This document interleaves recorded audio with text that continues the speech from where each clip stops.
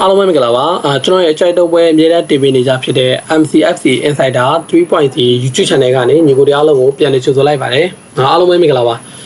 ါကျွန်တော်ဒီ channel မှာအများအားအကြိုက်တုံးပွဲတွေအများအားတင်ပေးမှာပေါ့နော်ကျွန်တော်ဒီ club ပွဲတွေလည်းဒီ Premier League တွေ Spain La Liga တွေ Italy Serie A တွေကလည်းခုယာဒီဝက်ဆိုရင်စတော့မှာဆိုတော့ကျွန်တော်အဲ့ club ပွဲတွေလာလို့ရှိရင်လည်းကျွန်တော်အကြိုက်တုံးပွဲလေးတွေကိုအများအားဒီ channel လေးမှာရွေးချယ်တင်ပေးတော့မှာဖြစ်တဲ့အတွက်ကျွန်တော်ရဲ့ channel လေးကို subscribe လုပ်ရတယ်လို့ရှိရင် subscribe လုပ်ပေးချင်ပြီကျွန်တော်ကို support လုပ်ရပါတယ်ပေါ့နော်ကျွန်တော်အများအားကြိုးစားပြီးတော့အကောင်းဆုံးပွဲလေးတွေရွေးချယ်တော့မှာဖြစ်ပါတယ်မနေ့ကလည်းတုံးပွဲရွေးချယ်တယ်ပေါ့နော်မနေ့ကလည်းတုံးပွဲရွေးချယ်ပေးခဲ့တယ်ကျွန်တော်တုံးပွဲရွေးချယ်တယ်ဆိုရင်ကျွန်တော်ဒီ video ရဲ့အဆုံးမှာဆိုလို့ရှိရင်ဒီတုံးပွဲတွေကကျွန်တော်ရဲ့အကြိုက်ပွဲတစ်ပွဲကိုကျွန်တော်ထပ်ပြီးရွေးထုတ်ပေးလေးရှိတယ်ပေါ့နော်မနေ့ကတော့ကျွန်တော်ဖလာပါဂျီကိုပေါ့လေးရွေးထုတ်ပေးခဲ့ပေမဲ့တည့်ရတဲ့အတိုင်းပထမပိုင်းနေနှစ်ခုတွင်းလဲဆိုပေမဲ့ဒုတိယပိုင်းထပ်မတွင်းခဲ့တော့ကျွန်တော်ဒီ estimate ဖြစ်သွားပြီပေါ့နော်ဒီနေ့မှလည်းတုံးပွဲရွေးချယ်ထားပါတယ်အဲ့တုံးပွဲကတော့ကျွန်တော်ဒီည9:00နာရီခွဲမှာကံမဲ့ပွဲတွေကတပွဲဖြစ်တဲ့ကျွန်တော်ဒီကူပါပေါ့နော်ကူပတ်နဲ့ Crown Rover ပွဲတစ်ပွဲရှိမယ်ည7:00ခွဲမှာဆိုလို့ရှိရင်တော့ကျွန်တော်တွန်းနဲ့ Vegan ကြာရေကကြာဖြစ်ဆိုတဲ့ပွဲလေးတစ်ပွဲရှိမယ်ပေါ့နော်ညတနာရီခွဲမှာဆိုရင်တော့ကျွန်တော် Vegan နဲ့ Melody တုံးပွဲလေးကိုရွေးချယ်ထားပါတယ်ကြည့်တော့တော်လာပေါ့နော်ကျွန်တော် Telegram Channel မှာလည်းပွဲလက်ဆောင်တင်ပေးနေပါတယ်ကျွန်တော်စိတ်ဝင်စားရင်ဝင်ရောက် join ခဲ့လို့ရပါတယ်ကျွန်တော်ဒီ video ရဲ့အောက်မှာ Telegram link ကိုပင်ထောက်ထားပါတယ်ပေါ့နော်ဒီလိုအစောပွဲတော်လာပေါ့နော်အစောပွဲအနေနဲ့ကူပါနဲ့ Crown Rover မှာအခုလက်ရှိပေးထားတဲ့ခြေတန်းနေထားရကြည့်မှဆိုလို့ရှိရင်တော့ Crown Rover တို့ကဝေကွန်းကနေပြီးတော့ level 3ရှုံးပေးထားတယ်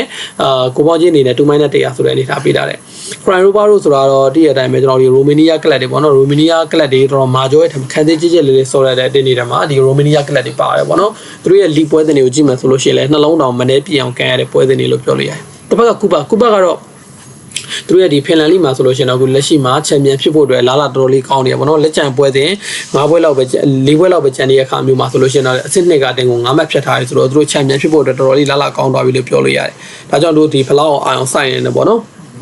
ဒီဘလောက်အောင်ဆက်နေတယ်ဆိုတော့သူတို့ကလည်းဒီချန်ပီယံလိကနေပြုတ်လာခဲ့တာဗျချန်ပီယံလိမှာသူလီဖေးနှစ်ကြော့ကန်ခဲ့တာပေါ့နော်ပထမကြော့အနေနဲ့ဒီမက်ဆီလိုနီယာတင်းကိုဒီနှစ်ကြော့ကန်တဲ့ခါမှာတော့သူကတ်ပြီးတော့တတ်ခဲ့ပြီးတော့ဒုတိယအကြော့ဖြစ်တဲ့ချန်ပီယံလိလီဖေးဒုတိယကြော့မှာဆိုလို့ရှိရင်တော့သူတို့ဒီစာဘက်အတင်းပေါ့နော်အစာဘာဂျန်ကလေးစာဘက်တင်းကိုအင်္ဂုကိုနှစ်ကြော့သလုံး 1C2 ဆိုတဲ့ဝက်နဲ့ရှောင်းပြီးတော့သူတို့ဒီယူရိုပါလိကိုရောက်လာခဲ့တယ်ယူရိုပါလိမှာဆိုလို့ရှိရင်တော့သူတို့လက်ရှိအဖွင့်ပွဲကန်ရမယ်ပေါ့နော်ခုပါကတော့မနစ်ကရာဒီတုန်းကလည်းသူကွန်ဖရက်လိကန်ခဲ့ရတဲ့မှာတော့ပါတယ်ဗျကွန်ဖရက်လိမှာဆိုလို့ရှိရင်တော့သူတို့ဒီအုပ်စုဒီမကြော်ခဲ့ဘူးပေါ့နော်သူတို့ဒီအုပ်စုစမှာဆိုလို့ရှိရင်ဒီခြေသေးပွဲမှာဆိုလို့ရှိရင်တော့တို့ဒီပိုလန်ကလပ်ပုံစံတင်းကိုအင်္ဂုဟိုကနှစ်ကြော့သလုံးရှုံးပြီးတော့ပြုတ်ခဲ့တဲ့မှာပါတယ်ခုနေ့ရာဒီမှာလည်းအဲ့လိုပြု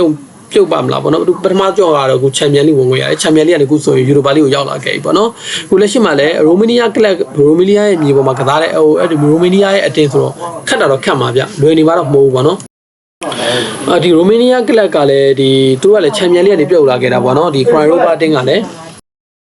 ဒီရိုမေးနီးယားကလပ် Crown Rover ကလည်းသူတို့ကလည်းဘာမှမထူးဘူးပေါ့နော်ကူပါရိုနဲ့အတူတူပဲချန်ပီယံလိကနေပြုတ်လာခဲ့တာချန်ပီယံလိမှာဆိုလို့ရှိရင်တော့သူတို့ဒီဘူဂေရီးယားကလပ်ပေါ့နော်let's get Sofia ဆိုတဲ့အတင်းကိုသူတို့ရဲ့အင်ကွန်မှာတွားနိုင်ပြီးတော့ဒီတို့အင်ကွန်မှာတော့တေးရလက်တော့ရအောင်ပြန်ကန်နိုင်ခဲ့တယ်ဗျဒါပေမဲ့သူလည်းချန်ပီယံလိကနေပြီးတော့ပြုတ်လာခဲ့တယ်ပေါ့နော်အခုယူရိုပါလိရောက်နေပြီမနေ့ကရဒီတုန်းကလည်းဒီအတင်းကဒီကွန်ဖရက်လီကန်ခွင့်ရခဲ့တယ်ပေါ့နော်အဲ့တုန်းကတော့သူတို့ blue state မှာဆိုလို့ရှိရင်တော့သူတို့ဒီကန်ဆိုးပြီးတော့ပြုတ်နေခဲ့တာပေါ့နော်အဆင့်25မှာပဲရပြီးတော့ဒီရမတ်တူရခိုးကွာကြချက်နဲ့ပြုတ်နေခဲ့တာဒီလေးပွဲမှာလည်းဗျာတေချာတာတခုကတော့ရိုမေးနီးယားတို့ကသူတို့ရဲ့မြေမှာမဟုတ်တဲ့ဒီဖင်လန်ရဲ့မြေကုပတ်ရဲ့အင်္ဂွတ်ဘကန်မှာဆိုတော့ဖွင့်ကန်မှာမဟုတ်ဘူးဗျဒီရိုမေးနီးယားကလပ်တွေကခန်းစစ်ကစားတော်တော်လေးကြစ်ကြစ်လေးရှိတဲ့ထက်မှာပါတယ်ကျွန်တော်ခန်းစစ်ကြစ်ကြစ်လေးကစားတဲ့ထက်မှာပါတယ်သူတို့ဒီပွဲမှာဂိုးတွင်းမို့ဆိုရတယ်ကိုမပေးအောင်ပဲကန်လာလိမ့်မယ်လို့ကျွန်တော်မြင်တယ်ဖင်လန်တို့ဒီဖင်လန်ကလပ်ကူပါတို့ကလည်းချန်ပီယံလိဒုတိယဖေးမှာမှားထားတဲ့အမှားမျိုးထပ်မကြုံအောင်လို့တော့ကန်လာလိမ့်မယ်လို့ကျွန်တော်ထင်တယ်စာဘက်တင်ကိုအင်ကွန်းမှာအရင်ကြီးဖွင့်သွားပြီးဇီဒုနဲ့မရှုံးသွားတဲ့ပုံစံမျိုးပေါ့နော်အဲ့လိုမျိုးမရှုံးအောင်လို့ဒီထိန်းကန်လာမယ်လို့ကျွန်တော်ထင်တယ်ဒီဘက်မှာတူထိန်းကိုထိန်းပုံစံမျိုးနဲ့ထိန်းနေကစားလာမယ်ပွဲဖြစ်တယ်လို့ကျွန်တော်ထင်တဲ့အတွက်ဒီဘက်ကိုတော့ကျွန်တော်တော့အေရှင်အသင်းကူပါဘော်ဒီကိုပဲကြိုက်တယ်ဒီဘက်မှာကူပါတို့မရှုံးနိုင်ဘူးလို့ကျွန်တော်မြင်တယ်ဒီရိုမေးနီးယားကလပ်ညီမှာတွားကန်တော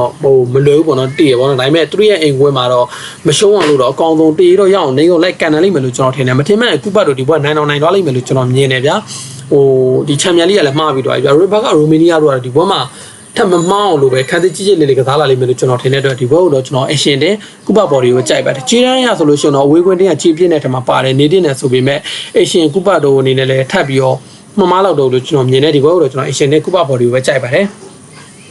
ဒီပွဲပြဒုတိယပွဲဖြစ်တဲ့ည7:00ခွဲမှာကံမဲ့တွန်းနေပေါ့နော်ဘီကင်ဂျာရေကစားပြဆိုတဲ့ပွဲလေးကိုရွေးချယ်ထားပါတယ်ဒီပွဲမှာလက်ရှိပေးထားတဲ့ကြီးတဲ့အနေထားရဆိုရင်တော့ဒီလက်ရှိအနေထားရဆိုလို့ရှိရင်တော့တွန်းလုံးကနေပြီးတော့ 1မိုင်နဲ့40ဆိုတဲ့အနေထားပေးထားတယ်ကိုပေါင်းကြီး3မိုင်နဲ့40ဆိုတဲ့အနေထားပေးထားတယ်တွန်းတို့ကြေးပြင်းတယ်ဗျတွန်းတို့ကြေးပြင်းတယ်ဆိုရင်လည်းတွန်းတို့ရဲ့ကူလက်ရှိကစားပုံခက်သစ်ကအရာအားရစရာမကောင်းဘူးဗျလက်ရှိပွဲစဉ်တွေမှာကြည့်မှဆိုလို့ရှိရင်တော့သူတို့ကလည်းတွန်းတို့ဆိုတာဗျမိနစ်ကရာဒီယာမှာဆွစ်ဇာလန်လီကိုပူပူနွေးနွေးချန်ပီယံဖြစ်ထားတဲ့အတင်ပေါ့နော်ချန်ပီယံဖြစ်ထားတယ်တွန်းကတော့မိနစ်ကတော်တော်လေးကိုချီးကျူးတရားကောင်းတဲ့ခြေစံမျိုးပြခဲ့တာဗျအဲ့ဒီရနှစ်တွေတုန်းကသူတို့အနေနဲ့ဒီဆွစ်ဇာလန်ရဲ့ချဲလန်လီမှာကန်နေရတဲ့အတင်ကမိနစ်ကဆွစ်ဇာလန်လီကိုထပ်ပြီးတော့တက်ယူပြတာပေါ့နော်တော်တော်လေးကောင်းတယ်တို့ရန်ပွိုင်းတို့ဘေဇယ်တို့လိုအတင်မျိုးတွေကိုကြော်ဖြတ်ပြီးတော့ယူပြတာဒါပေမဲ့ခုနှစ်ကတော့တော်တော်လေးချီနေဆိုးတယ်ဗျခန်းစစ်ဆိုးရွားရှိတယ်ချန်ပီယံလီလီဖက်ဒုတိယစတင်အနေကန်ခဲ့ရတာပေါ့နော်အဲ့စစ်မှာဆိုရင်သူတို့အနေနဲ့ဒိုင်နမိုဇာဂရက်ကိုသူ့ရဲ့အင်ကွန်မှာတီကန်နိုင်ခဲ့ပေမဲ့ဒိုင်နမိုဇာဂရက်အင်ကွန်မှာတူသီးနဲ့ဥဆောင်ထားပြီးဗျာတုံးခုပြန်ပေးခဲ့ရတယ်တော်တော်လေးချင်းနေဆိုးသွားတယ်လို့ပြောလို့ရတယ်ဒါပေမဲ့အနီကထိခဲ့တာကြောင့်လည်းပါပါတယ်ကစားပုံမဆိုးတော့ဘူးเนาะဒါပေမဲ့သူတို့ဒီပွဲကိုတော်တော်လေးအောင်စိုက်ထားတယ်ဆိုတာကရန်ပွိုင်းနဲ့ပွဲလုံးကမြင်နိုင်တယ်ပေါ့နော်ရန်ပွိုင်းကိုလောအင်ကွင်းကြီးမှာဗျာစိုးစိုးဝါးဝါးကြီးဈေးဆိုတဲ့ဗဇက်ကြီးနဲ့ပြက်ပြက်တတာရှုံးနေခဲ့တယ်ဗျာပြက်ပြက်တတာရှုံးနေခဲ့တဲ့ဟိုဘယ်လိုပြောမလဲအဲ့ဒီပွဲကိုပေါက်စပက်ပြန်လို့ပွဲတွဲဆိုလို့ရှိရင်တော့ဒီပွဲကနိုင်မှုအတွက်လိုအပ်တယ်ဘာကြောင့်လဲဆိုတော့ဒီပွဲပြီးလို့ရှိရင်သူထက်ကန်မှာဘေးတယ်ဗျာသူတို့ရဲ့လီရဲ့အကြီးဆုံးအတင်းကြီးတွေနှစ်တင်းကိုတစ်သက်ထက်ကန်မှာပေါ့နော်ဒါပြင်ပွဲချက်သူတို့ရဲ့ဘယ်လိုပြောတွန်းလို့ရဲ့ပွဲချက်ကလာရောက်နေရလို့ပြောလို့ရတယ်ပွဲချက်ကလာရောက်နေဆိုပေမဲ့ခန်းသေးရဲ့ကစားပုံကကြစ်ကြစ်လေးမှုမရှိရတော့လက်ခံရမယ်ပေါ့နော်ဒါကြောင့်ပီကင်ရီကကြပစ်လို့ကဒီအက်ဆလန်ကလပ်တွေကတိုက်စစ်ပိုင်းကမစိုးဘူးဗျပွဲတိုင်းဒီဘောက်ဂိုးရောင်တွင်းနိုင်တယ်သူတို့လိမှာလည်းဂိုးတွေအများကြီးမြင်ရတယ်ပေါ့နော်တပွဲတစ်ပွဲကို9ဂိုး6ဂိုးအဲ့လိုမြင်ရတဲ့ပွဲစဉ်အတင်းလီယာဆိုတော့တိုက်စစ်ပိုင်းကတော့ဂိုးတွင်းစွမ်းဆောင်ကြီးကောင်းတယ်ဆိုရင်ခန်းစစ်တွေအရင်အားနေတယ်ဗျဟိုဒီပွဲမှာလည်းဟိုတေချာတစ်ခုကတွန်းလို့ကတော့ဂိုးရမှာလုံးဝတေချာတလောက်ကိုရှိတယ်ဗျတေချာတလောက်ရှိနေသလိုဒီပီကင်ရီကကြပစ်တော့ကလည်းဟိုဘယ်လိုပြမလဲတွန်းလို့ရလက်ရှိခန်းစစ်ဗျဟိုဒီရန်မွိုင်းကိုပေးခဲ့ရတဲ့ဂိုးမျိုးတွေဗျာဒီဒိုင်နမိုဇာဂရက်ကိုတောင်မှသူတို့အိမ်ကူမှာဒီအခွေးတွေတချို့ပေးခဲ့ရတဲ့အနေအထားမျိုးတော့ရှိတယ်ဒီဘက်မှာလည်းပီကင်ရီဂျာပစ်တို့မှာဒီကွင်းလက်မှာဆိုလို့ရှိရင်လည်းစီကဇန်ဥဆောင်နေတဲ့ကွင်းလက်ကဂိုးရောက်တဲ့တော်တော်လေးများတယ်လို့ကျွန်တော်ထင်တယ်စီကဇန်ဆိုတာညီကိုတွေတိကျမှာပါတချင်ကပရီးမီးယားလိမှာကျင်လည်ခဲ့တယ်ပေါ့နော်စပါတို့အေဗာတန်တို့မှာအကောင်းဆုံးခြေစမ်းပြခဲ့တဲ့ကစားသမားပေါ့နော်ဒီကစားသမားဥဆောင်နေတဲ့ကွင်းလက်ကဂိုးတော့ရမှာတေချာတလောက်ရှိရလို့ကျွန်တော်မြင်တဲ့အတွက်ဒီဘက်တော့ကျွန်တော်တို့ဘော်ရီယိုရှောင်းပြီးဂိုးကောင်းကိုရွေးချယ်ပေးခြင်းတယ်ကျွန်တော်ဒီဘက်မှာတုံးလုံးမိုင်းနဲ့40ရှုံးဆိုတဲ့နေတဲ့ပွဲမှာဒီမှာနှစ်ပတ်တိုးကိုမြင်ရမယ်ပွဲလို့ကျွန်တော်ထင်တဲ့အတွက်ဒီပွဲကိုတော့ကျွန်တော်ကိုပေါင်းအပေါ်ကိုပဲကြိုက်တယ်ကျွန်တော်ပထမပိုင်းနေတော့နှစ်ကိုတုံးကိုမြင်ရမယ်လို့ကျွန်တော်ထင်တယ်အဲ့တော့ဒီပွဲမှာပထမပိုင်းနေနှစ်ကိုတုံးကိုမြင်ရမယ်လို့ကျွန်တော်ထင်တယ်ဒါကြောင့်ဒီပွဲကိုတော့ကျွန်တော်ကိုပေါင်းအပေါ်ကိုပဲကြိုက်ပါတယ်ကိုပေါ့ပေါ့နော်နောက်ဆုံးပွဲပေါ့နော်နောက်ဆုံးပွဲကတော့ကျွန်တော်ဒီဘေမီကာနဲ့ဟာပေါ့နော်မယ်လိုဒီယန်ပေါ့နော်မယ်လိုဒီယန်နဲ့ဘေမီကာပွဲမှာဒီလက်ရှိပေးထားတဲ့ခြေတန်းအနေထားရဆိုရင်တော့ဘေမီကာတို့ကတူရှုံပေးထားတယ်ကိုပေါင်းချင်းအနေနဲ့ဆိုလို့ရှိရင်တော့လေးလုံးပလက်80ဆိုတဲ့အနေထားပေးထားတယ်ပေးထားတဲ့ခြေတန်းရတော့ဒီမယ်လိုဒီယန်တို့ကိုလုံးဝကိုပေးမထားဘူးပေါ့နော်ဘေမီကာတို့ 2-3 ဆိုတဲ့ပုံစံမျိုးတွက်ထားတယ်ဘေမီကာတို့ရဲ့မြေဒီပေါ်တူဂီအတင်းတွေကသူတို့ရဲ့မြေသူတို့ရဲ့အိမ်ကွင်းမှာဆိုရင်အရန်ကောင်းတဲ့ထဲမှာပါတယ်ဗျာသူတို့ဒီစင့်ကိုမတက်ဖို့အတွက်နောက်ဆုံးကတ်ခဲ့တဲ့အစ်စ်မှာဆိုလို့ရှိရင်လည်းဂဲလန်ပြဆွစ်ဇာလန်လေးရဲ့ဂဲလန်ကိုအင်ကူမှာဖိုက်သီးနဲ့ပြပြတတိုင်းနဲ့ကိုကန်ပလိုက်တာပေါ့နော်တော်တော်လေးကောင်းတယ်ဒီမယ်လိုဒီယန်ကတော့မနစ်ကရဒီစကော့တလန်လီမှာချန်ပီယံဖြစ်ဖို့အတွက်လောကလက်တကန်းလိုရောက်ကကြာမှာနောက်ဆုံးပွဲစဉ်မှာသူတို့ရဲ့ဒီမှာဥဆောင်ထားတဲ့စက်တီဂျီကိုရှုံးသွားပြီးတော့သူတို့ချန်ပီယံကိုလက်လွတ်ခဲ့ရတယ်ခုနေ့ရဒီအစမှာဆိုရင်လည်းအချိန်ကြီးတော့မကောင်းဘူးဗျတပွဲပဲကန်ထားတယ်အဲ့ဒီဘက်ကိုသူတို့ရှုံးထားတယ်ပေါ့နော်သူတို့ဒီအဘာတန်ဆိုတဲ့အတင်းကိုဖွင့်ပွဲမှာရှောက်ထားတယ်ဒါအပြင်တို့ချန်ပီယံလိကနေပြုတ်လာခဲ့တာပေါ့နော်ချန်ပီယံလိမှာဆိုလို့ရှိရင်လည်းဒီဖိမှာဒုတိယကြော်မှာဆိုဒုတိယစတေးမှာဆိုလို့ရှိရင်တော့တို့ဒီစတူရန်ဂရက်ရဲ့အိမ်ကွန်မှာဖိုးသီးနဲ့ရှုံတယ်အဲ့ဒီတို့ရဲ့အိမ်ကွန်မှာပြန်ကန်တော့လဲဇီတူးနဲ့ထပ်ရှုံပြီးတော့တို့ပြုတ်လာတာပေါ့နော်စတူရန်ဂရက်ရဲ့အိမ်ကွန်မှာတော့မှဗျာတော်တော်လေးစိုးစိုးဝါးဝါးဖြစ်ခဲ့တာဒါပေမဲ့အဲ့ပွဲတော့သူမညံ့ခဲ့ဘူးဘောနော်ဒါပေမဲ့ဥဆောင်ကိုတွေပေးရတဲ့တိုက်စစ်တွေရမ်းဖွင့်နဲ့ထပ်ပြီးကိုပေးရတဲ့ပုံစံမျိုးတွေနဲ့ပွင့်ခဲ့တာဒီနေ့ပွဲမှာလည်းဘေမီကာတို့ကသူတို့ရဲ့မြေပေါ်မှာတော့ညံ့ညံ့တတာရှိမှာမဟုတ်ဘူးလို့ကျွန်တော်ထင်တယ်ဘေမီကာတို့ဘာကြောင့်လဲဆိုတော့ဒုတိယကျော်မကန်ခင်သူတို့ကလည်းယာရီကစတော့မှာကွာတင်လည်းယာရီစတော့မဲ့အနေထားမျိုးမှာသူတို့ဒီပွဲတွေ group stage တွေမလာခင်ဒီလိုပွဲစဉ်တွေကိုပြက်ပြက်တတာလောက်ထားလိမ့်မယ်လို့ကျွန်တော်ထင်တယ်ဒါပြင်ပေါ်တူဂီအတင်းတွေဖြစ်ကြတယ်တည့်ရတိုင်းမှာမနစ်ကယာရီကလည်းသူတို့ရဲ့အိမ်ဝင်တွေဆိုဘယ်လောက်ကောင်းလဲဆိုတာပြတ်တာပြီးဆိုတော့ဒီနေ့မှာလည်းသူတို့ရဲ့အိမ်ဝင်သူတို့ရဲ့မြေပေါ်မှာ